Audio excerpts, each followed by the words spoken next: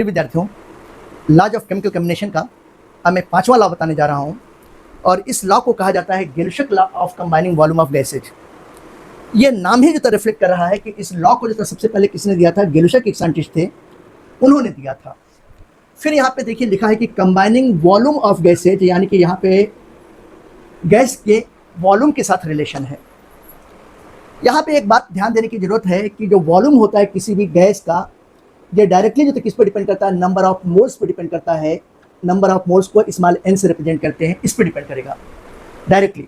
यानी कि किसी गैसेस रिएक्शन में अगर हम लोग देखें तो जो गैस के नंबर ऑफ मोल्स होंगे, नंबर ऑफ मॉलिक्यूल्स होंगे, वही उसका वॉल्यूम होगा। चाहे हम लोग लीटर में लेते हैं या मिलीलीटर में लेते हैं, सेंटीमीटर क्यूब में लेते हैं, सीसी में लेते हैं, ये एक ही है। यहाँ पे इसके लिए मैं ये बताना चाहूँगा कि ये लॉ किसके लिए अप्लाई होता है।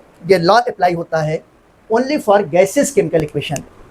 तो ये किसके लिए अप्लाई होगा? Only for gaseous chemical equations, इसके लिए अप्लाई होगा। और ये गैसियस केमिकल इक्वेशन का मतलब क्या हुआ कि जहाँ पे रिएक्टेंट भी गैस के फॉर्म में है और प्रोडक्ट भी गैस के फॉर्म में है। अगर कोई केमिकल इक्वेशन ऐसा है जहाँ पर कोई एक या भी सब्सटेंस सॉलिड फॉर्म में आ जाए या लिक्विड फॉर्म में आ जाए या एक्वस फॉर्म में आ जाए, तो उसके लिए ये लॉ अप्लाई नहीं होना चाहिए। सारे के सारे सब्सटेंस यानी कि all the reactant, all the product must be present in the gases state. आए समझ में? उसी के लिए अप्लाई होगा। अब इसको हम लोग एग्जांपल से समझ सकते हैं। देखिए जैसे फर्स्ट एग्जांपल है, मैं ले रहा हूँ। यहाँ पर ये नाइट्रोजन है, ये गैस के फॉर्म में है।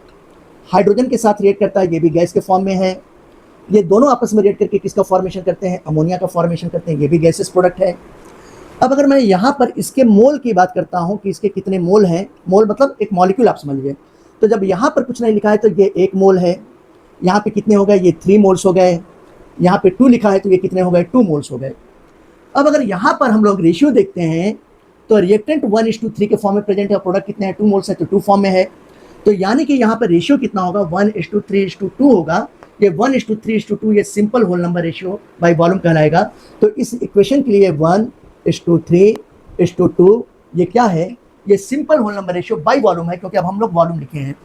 तो वॉल्यूम देखिए तो क्या हो जाएगा, वॉल्यूम जरा समझिएगा। अगर वॉल्यूम को मैं सीसी के टर्म में लेता हूँ, सीसी का मतलब क्यूबिक सेंटीमीटर, लीटर भी ले सकते हैं। तो यहाँ पर ये क्या हो जाएगा, जितना मोल है उतना ही वॉल्यूम होगा। तो ये 1 cc हो जाएगा, ये 3 cc हो जाएगा, ये कितना होगा? 2 cc हो जाएगा। तो यहाँ पर रेशियो लेंगे तो वही होगा 1:3:2। ये देखिए वॉल्यूम जो मोल्स है वही वॉल्यूम हो गया। आए समझ में? तो यही क्या कहलाएगा? Gay Lussac law of combining volume of gases. कुछ दूसरे एग्जांपल लेते हैं। जैसे एग्जांपल नंबर 2 में लेता हूँ। यहाँ पे देखिएगा ये सल्फर डाइऑक्साइड, ये गैस है, ये ऑक्सीजन के साथ रिएक्ट करता है, हाफ O2 के साथ रिएक्ट कर रहा है। तो ये किसका फॉर्मेशन करेगा? सल्फर ट्राइऑक्साइड का फॉर्मेशन करेगा, ये भी गैस है।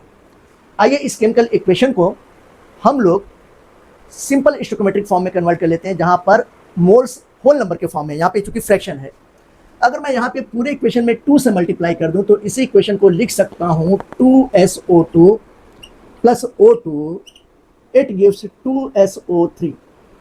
अब यहाँ पे देखिए इसके कितने मोल्स हैं? 2 मोल्स। यहाँ पे इसके कितने मोल्स हैं? 1 मोल। इसके कितने मोल्स हैं? 2 मोल्स हैं।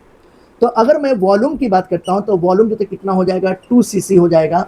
ये 1 cc होगा, ये कितना होगा? 2 cc हो जाएगा।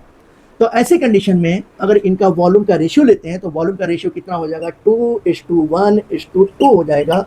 ये देखिए बात आई समझ में? ऐसे किसी भी केमिकल इक्वेशन को अगर हम लिखेंगे और वो गैसेस केमिकल इक्वेशन है तो सारे के सारे जो तक गैसेस केमिकल इक्वेशन इस लॉ को फॉलो करते हैं। यही गिलशक कंबाइनिंग वॉल्यूम ऑफ गैसेज है।